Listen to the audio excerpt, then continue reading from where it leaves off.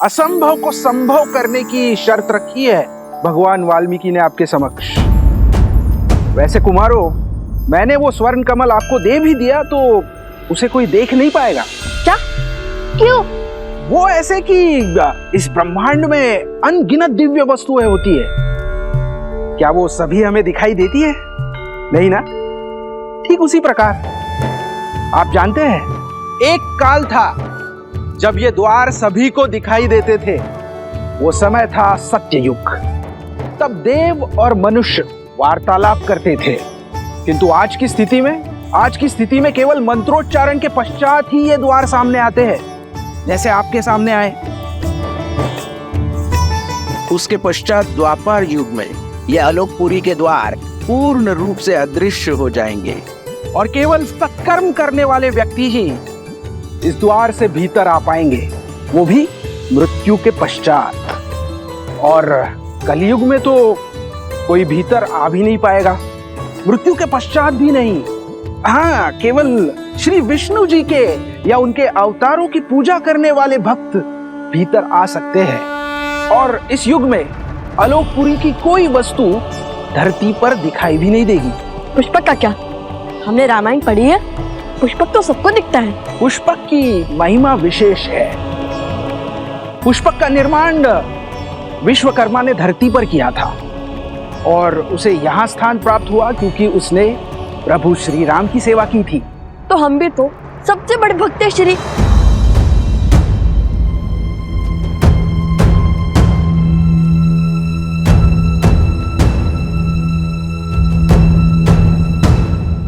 देखिए, हमें स्वर्ण कमल दे दीजिए। हमारे भगवान वाल्मीकि के आदेश का उल्लंघन नहीं कर सकते।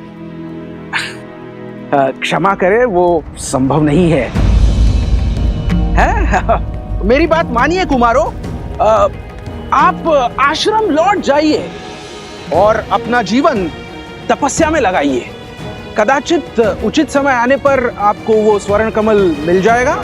सुनिए, विनती कर रहे हैं, दे दीजिए स्वर्ण कमल, अन्यथा बल से छीन लेंगे।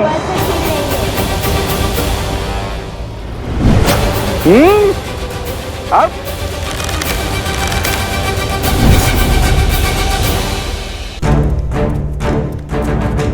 कुछ ये यक्ष है, हम इन पर प्रहार नहीं कर सकते। पर ये हम पर प्रहार करने से चुकेंगे नहीं। परंतु मैंने ये भी नहीं कहा कि हम अपना बचाव भी नहीं कर सकते।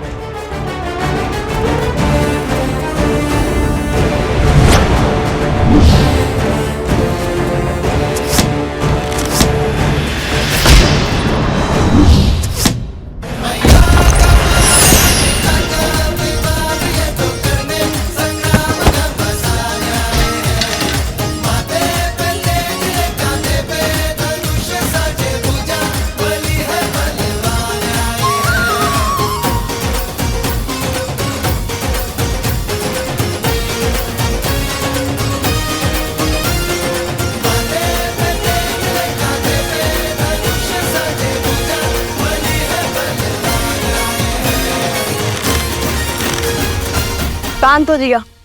अब यदि हम चाहे तो आपको और आपकी सेना को हमारे बाण से चलनी भी कर सकते हैं, परंतु करेंगे नहीं। हमें स्वर्ण कमल दे दीजिए और ये अध्याय यही समाप्त कीजिए। इतनी शीघ्रता क्या है?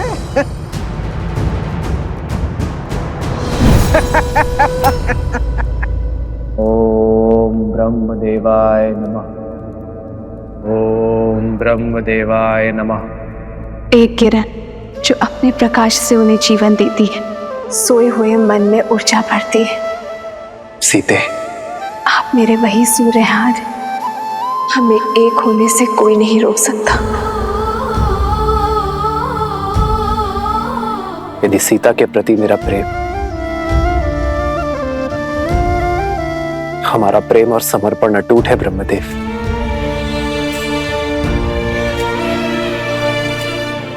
तो सीता की ये प्रतिमा जो मेरे लिए जीवंत है, संसार के लिए भी उसे प्राणमान कर दीजिए ब्रह्मदेव।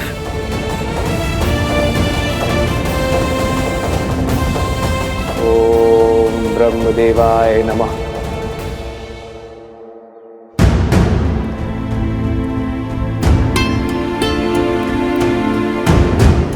क्या हुआ वन देवी, कुछ चिंतित लग रही हैं आप। मन विचलित था तो सोचा ऋषि भारद्वाज से मिल लो, किंतु गुरु माँ वो ना तो अपने कुटीर में है और ना ही ध्यान क्षेत्र में। ऋषि भारद्वाज अपने आश्रम में है, ब्रह्मदेव जयंती की सज्जा का अवलोकन कर रहे हैं। वो हर वर्ष भव्य पूजा करते हैं ब्रह्मांड के सृजनकर्ता को प्रसन्न करने के लिए। अभी कुछ समय में लौट आएंगे। यदि ऐसा है तो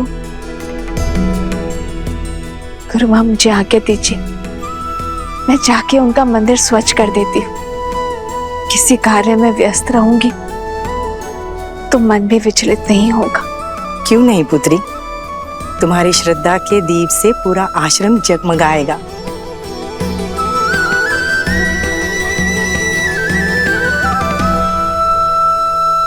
आपने आपके सामर्थ्य का प्रमाण तो दे दिया, अब बारी है ज्ञान का प्रमाण देने की। बड़े हट्टी हैं आप यक्षराज। देते हैं अब अपने ज्ञान का प्रमाण। पूछिए, क्या पूछना है?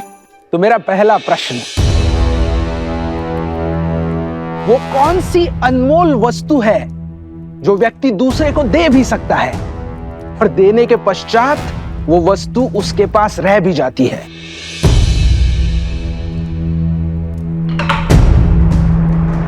प्रेम। प्रेम बांटने से घटता नहीं है, कभी कभी दुगना लौट कर भी आता है। अति उत्तम। अब दूसरा प्रश्न, साहसी व्यक्ति के लिए सबसे कठिन कार्य कौन सा होता है? कर्म करना या कर्म से बचना? कभी कभी पग पीछे धरने से अधिक साहसी कुछ नहीं होता। कई परिस्थितियों में हमें अपने अभिमान का बलिदान देना होता है, कर्म करने से बचना पड़ता है, जैसे श्री राम ने किया था। यदि वो चाहते तो एक ही बार में रावण को हरा माता सीता को ले आते, किंतु उन्होंने अभिमान का नहीं धर्म का पथ चुना। अद्भुत। अब अंतिम तीसरा प्रश्न। वहाँ हम अश्व को अकेला छोड़कर आए हैं और यहाँ आपके प्रश्न समाप्त ही नहीं हो रहे। अब तो प्रतिशोध के साथ साथ क्रोध की ज्वाला भी धधक रही है मेरे मन में। हम निर्णय तुम नहीं, मैं लूंगा शास्त्र मुख। मैं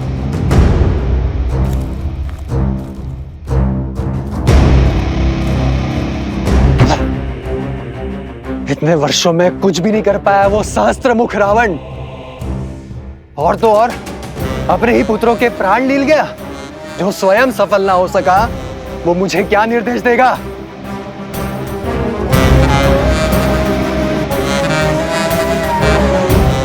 शीघ्र पूछिए ना, हमारे पास अधिक समय नहीं है। हाँ हाँ, इतनी शीघ्रता क्यों है? कुमारो, तनिक थोड़ा धैर्य तो रखो। अब तीसरा और अंतिम प्रश्न, बताइए, दुख, कष्ट, पीड़ा व्यक्ति को क्यों होती है? उसके पीछे कोई उद्देश्य है या केवल नियति?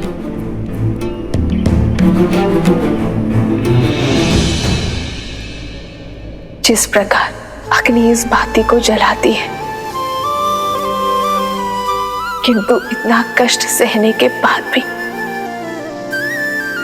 बाती अग्नि का साथ नहीं छोड़ती, उसी प्रकार श्रद्धा हृदय को पीड़ा तो दे सकती है,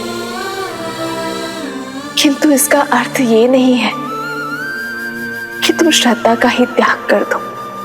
पीड़ा, ये पीड़ा ही तो है जो आत्मा को ज्ञान का प्रकाश देती है। पीड़ा हमारे जीवन को साकार करती है, पीड़ा हमारे चरित्र को आकार देती है, कठिनाइयाँ और संघर्ष हमारे शिक्षक हैं। पीड़ा व्यक्ति के व्यक्तित्व को प्रकाशित करती है। ठीक उसी प्रकार जिस प्रकार बाती स्वयं जलकर अंधेरे कक्ष को जगमग करती है।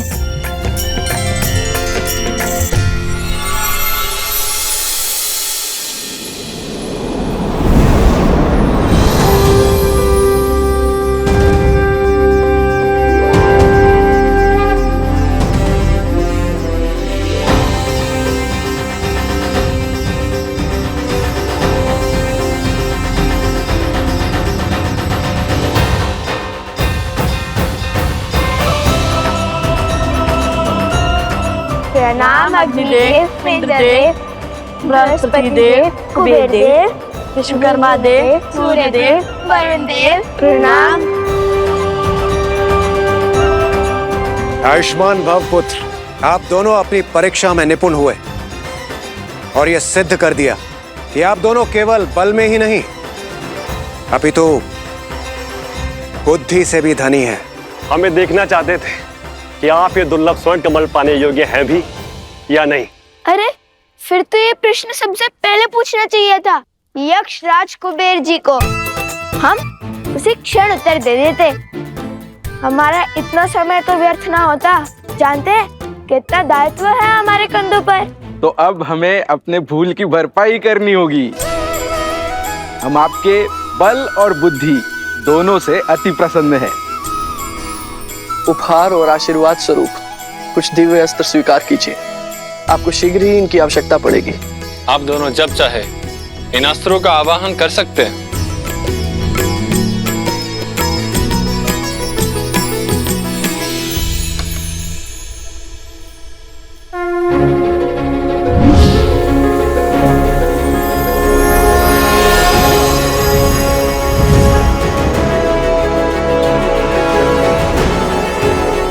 मेरी ओर से मेघस्त्र और जलस्त्र स्वीकार करें। मेरी ओर से ये आयुधास्त्र स्वीकार कीजिए। और मैं देवराज इंद्र तुम्हें अग्नि भेदास्त्र प्रदान करता हूं। और ये यमदेव का खड्ग मैं प्रदान करता हूं।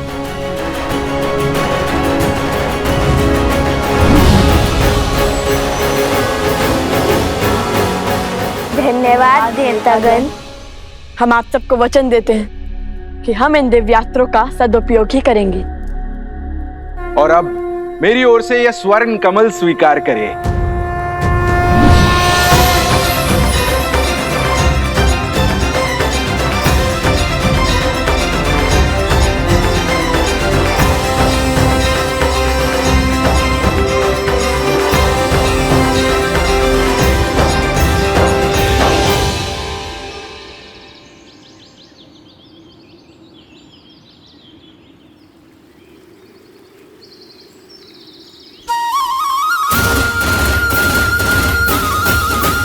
धन्यवाद कुबेर देव। भैया माता कितनी प्रसन्न होगी ना ये सुनकर कि हमने इतने सारे दिव्य अस्त्र पा लिए।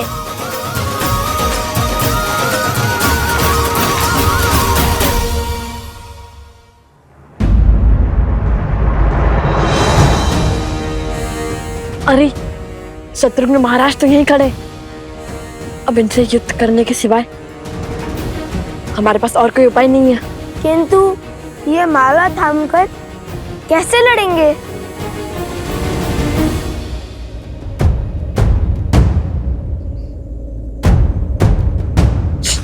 धीरे बोलो।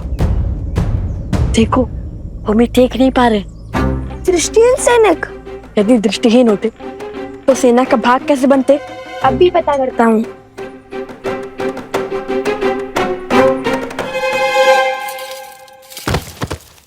कौन है वहां?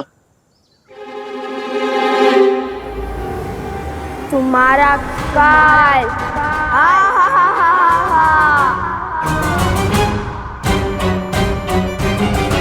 हम तो अदृश्य हो गए। ये शक्ति किस देवता ने दे दी हमें?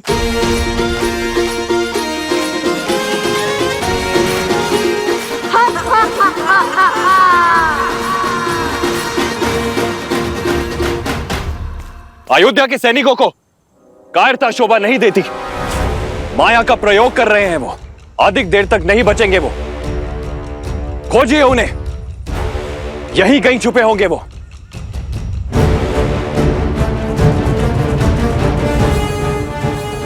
शीघ्र निकलते हैं यहां से।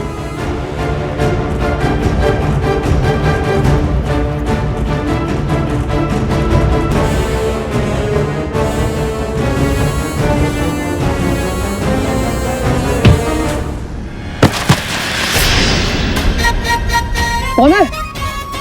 कौन है वो?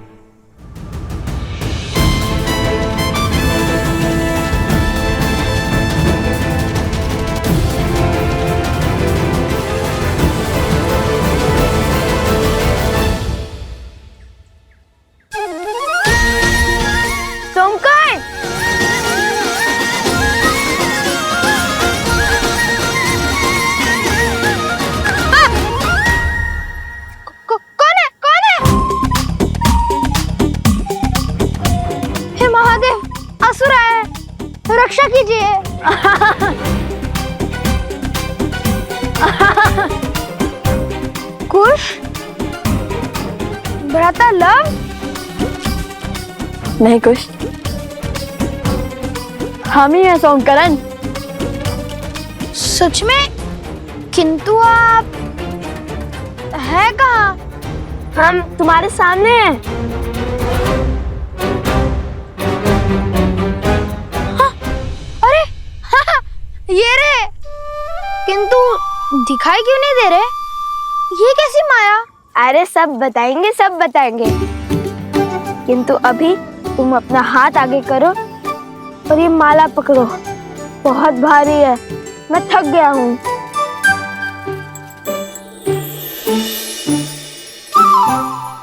अरे सोमकर्ण, तुम तो अदृश्य हो गए और तुम दिखाई देने लगे। ये कैसे हुआ? अर्थात ये कोई दिव्य शक्ति नहीं, इस दिव्य स्वर्ण कमल की माया है। अरे लाओ लाओ सोमकर्ण, बस अब हो गया। अब मेरी थकान दूर हो गई।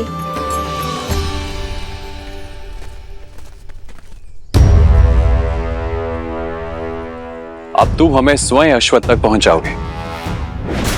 बस बहुत हुई प्रतीक्षा। मैं कोई पहरेदार नहीं हूं। मैं अभी इस अश्व को मारकर अश्वमेध का अंत कर दूंगा और असुरों के सर से धर्म की तलवार सदा के लिए हटा दूंगा।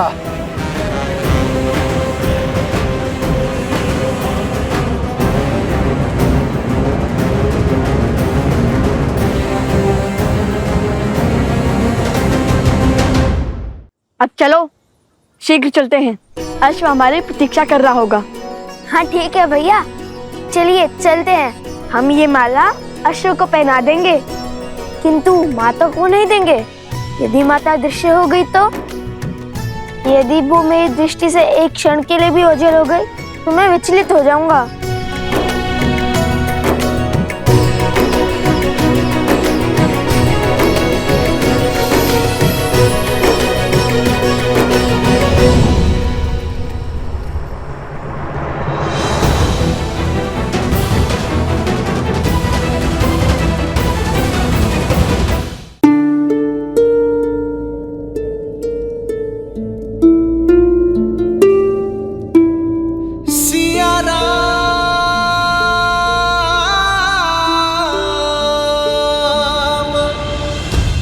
श्री राम, श्री राम। ओम ब्रह्मदेवाय नमः, देवाय नमः। ओम ब्रह्मदेवाय नमः। सीते, सीते।